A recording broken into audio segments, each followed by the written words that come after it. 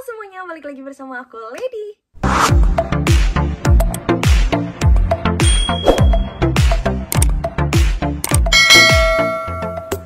Di video kali ini, sesuai yang kalian udah lihat nih di thumbnail ataupun di judulnya, aku mau melakukan keratin treatment lagi sendiri di rumah.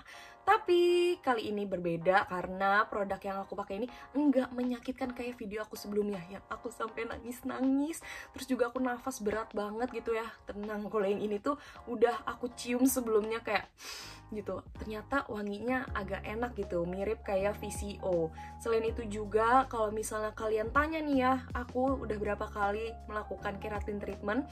Jadi kalau yang sekarang ini termasuk keratin aku yang ketiga.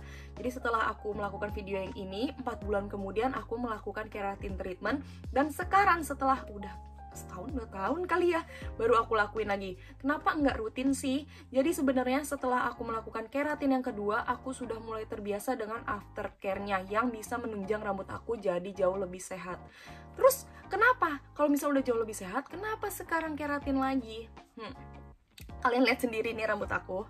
Tuh, udah frizzy banget. Ini bukan dikarenakan aftercare yang aku lakukan itu mulai nggak berfungsi di aku, melainkan rambut aku sudah pernah di bleaching lagi setelahnya. Jadi kalau misalnya kalian udah nontonin video aku yang ini, aku melakukan pewarnaan rambut menggunakan bleaching yang bikin rambut aku tuh jadi jauh lebih frizzy, dan sekarang ini agak ngembang bagian ujung-ujungnya nih. Tuh, mekar banget. Dan kalau misalnya aku bangun tidur suka susah diatur. Makanya sekarang aku memutuskan untuk melakukan keratin lagi. So, kalau misalnya kalian penasaran, sebelum masuk ke videonya, jangan lupa nih di subscribe dulu, terus juga di like, bantu juga share ke semuanya. Ya langsung aja ini dia videonya. Anyway guys, aku bakalan pakai produknya itu Picaru Keratin Anti-Freeze. Oh iya, ini tuh not sponsor video sama sekali, jadi honest review aku mengenai si produk ini. Sekarang kalian harus perhatikan apakah rambut kalian sudah dicuci dan sudah dikeringkan seperti aku ini. Ini udah aku keringkan dan ya kalian lihat mekar banget kan. Dan kalau misalnya kalian lihat di sini ya, tata caranya juga udah ada, gampang banget. Dan di paling pertama yaitu cuci rambut dengan air lalu keringkan baru bisa diaplikasikan. Tapi sebelum diaplikasikan, bagi rambutnya dulu menjadi 4 bagian. Dan ini aku mau langsung aja nih aplikasiin, tapi aku harus bagi menjadi 4 bagian dulu. Alright guys, sekarang aku udah bagi rambut aku menjadi 4. Ini sama yang ini bawah aku bagi 2 lagi, dan aku lindungin pakaian aku menggunakan handuk dan juga sarung tangan untuk tangan aku. Karena di sini dia juga bilang pastikan kalau misalnya kalian menggunakan sarung tangan. Oh iya, di sini juga kalian harus ingat bahwa produk ini tuh bisa melunturkan warna rambut. Kalau misalnya aku ini kan warna rambutnya udah mulai luntur, jadi aku nggak apa-apa banget. Dan nanti setelah beberapa minggu ke depan aku bakal melakukan pewarnaan lagi, tapi nggak pakai bleaching biar keratin ini tuh nggak luntur. So langsung aja kita aplikasikan helai per helainya yang udah dibagi ini. Jadi aku mau aplikasikan sedikit demi sedikit. Ini dikeluarin dulu dari pumpnya ya. Oke, dia punya tekstur putih susu kayak gini. Terus diaplikasikan helai demi helai kayak gini.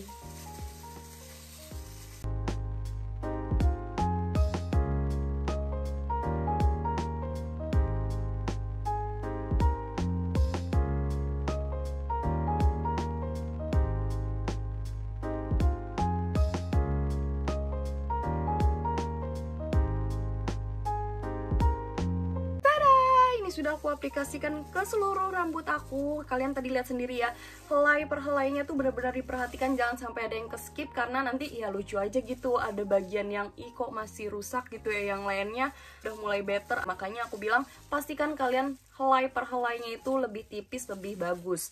Dan ini sekarang kalau yang aku rasa adalah dia lengket sih sekarang ini. Tuh, kalau misalnya gini tuh kayak lengket-lengket banget gitu. Dan ini harus aku diemin selama 20-30 menit. Habis itu aku keringkan menggunakan hair dryer. Tapi kalau misalnya kalian nggak punya hair dryer, pakai kipas angin juga nggak apa-apa. Tapi prosesnya akan lebih lama. Itu kenapa aku bilang better kalian pakai hair dryer. Terus kalau misalnya kalian nggak punya catokan, nah ini nih yang paling nggak bisa di skip, yaitu catokan. Karena prosesnya memang harus melalui proses pencatokan rambut biar si keratinnya ini bekerja dan dia lebih matang lagi ke dalam batang rambut kita. So kalau misalnya kalian pengen keratin, pastikan kalian punya catokan. Kalau misalnya kalian nggak punya, bolehlah pinjem sama teman kalian yang punya catokan. Ingat ya, nggak bisa nggak pakai catokan. Oke, sekarang waktunya aku keringkan rambut aku karena sudah selesai 20-30 menitnya. Sekarang aku keringkan menggunakan hair dryer ya.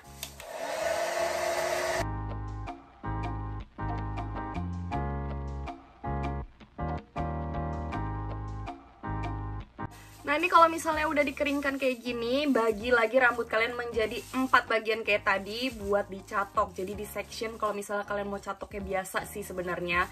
Nah, sekarang kita masuk ke part yang paling penting, yaitu mencatok rambut. Oh iya, di sini aku mau bacain dulu karena suhu catokan juga mempengaruhi ya. Nah, kalau misalnya kalian yang mengembang gitu ya, menggunakan suhu catokan di 210 derajat Celcius. Dan kalau misalnya kalian punya rambut rusak nih kayak aku tadi, bagian bawahnya udah mulai krus, cukup di 160 derajat Celcius. Jadi sekarang aku akan sesuaikan catokan aku di 160 derajat Celcius. Nah, kebetulan di sini punya aku ada pengaturan suhunya. Jadi cukup di 160 derajat Celcius.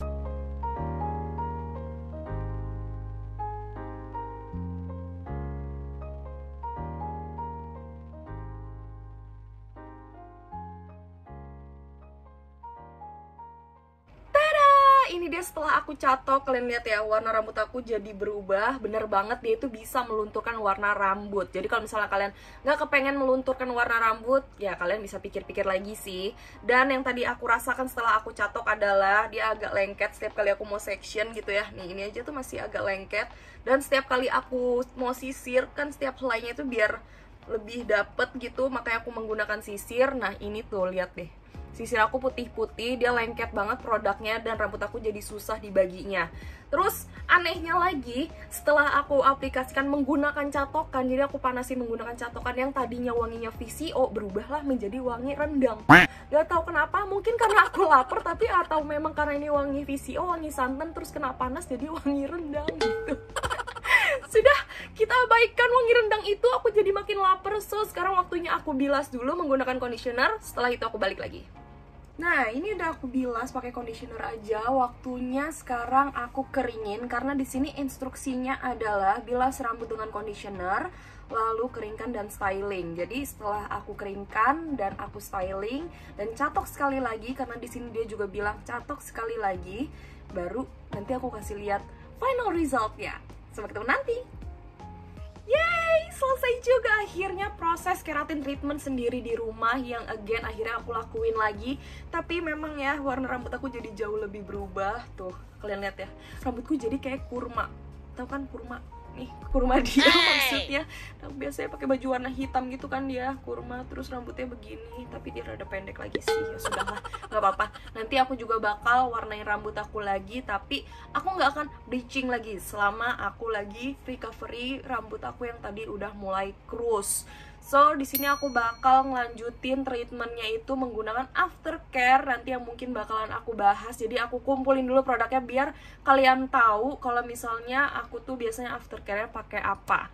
So, di sini aku bisa kasih kesimpulan yang tadi aku bilang itu lengket-lengket dan sekarang udah lebih mendingan dan enggak lengket lagi karena produk yang sebelumnya dia lebih lengket dan sakit banget di mata. Dan yang aku suka dari produk ini adalah wanginya nggak mengganggu sama sekali. Udah gitu aku bisa bilas menggunakan conditioner yang sekarang ini aku rasakan jauh lebih halus. So, kalau misalnya kalian penasaran before after kayak gimana atau kalian kurang notice, aku bakal kasih lihat nih.